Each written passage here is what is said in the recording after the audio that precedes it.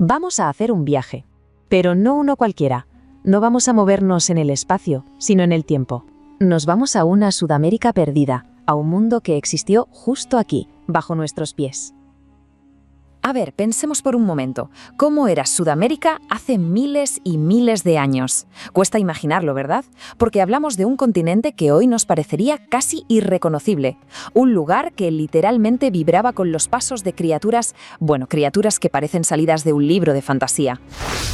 Para adentrarnos en ese mundo, lo primero es conocer a sus protagonistas.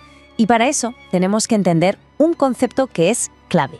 Y ese concepto es la megafauna. ¿Qué es eso exactamente?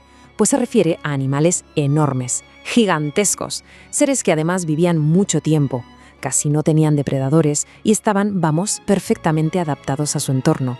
Esas eran las reglas del juego, en un continente con tantos recursos que permitió que estas criaturas alcanzaran tamaños verdaderamente espectaculares.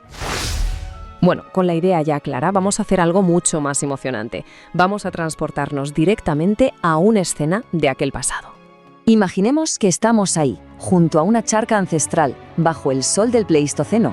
El aire se siente denso, los sonidos no se parecen a nada que conozcamos. ¿Qué es lo que vemos a nuestro alrededor? Mirad, ahí en primer plano, ¿veis esa especie de fortaleza con patas que se mueve despacio? Eso es un gliptodonte, un gigante acorazado que, para que nos hagamos una idea, era del tamaño de un coche pequeño, con ese caparazón de hueso prácticamente impenetrable, pues claro, era un hueso muy duro de roer para cualquier depredador. Ahora, si desviamos la mirada hacia el agua, vemos unas figuras enormes, muy robustas. Podrían parecer rinocerontes, pero no lo son. Son toxodontes, grandes herbívoros anfibios que vendrían a ocupar el lugar de los hipopótamos de hoy en día, dominando los ríos y las charcas para escapar del calor. Justo en la orilla, bebiendo con mucho cuidado, vemos un pariente lejano de las llamas, la paleollama. Era más grande y fuerte que sus descendientes actuales y se movía en manadas por las llanuras, siempre con un ojo puesto por si había algún peligro cerca.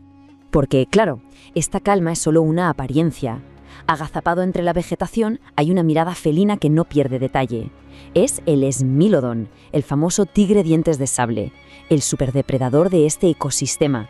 Sus emboscadas eran letales para casi cualquier presa que se despistara. Y ahora a la izquierda, eclipsando a todo lo demás, está el megaterio. Sé que parece increíble, pero sí, es un perezoso gigante, del tamaño de un elefante actual, que se levantaba sobre sus patas traseras para alcanzar las hojas más altas de los árboles. Un gigante tranquilo, pero desde luego formidable. Y aquí viene lo interesante para entender la escala de todo esto. Fijaos, al lado del megaterio hay un roedor mucho más pequeño.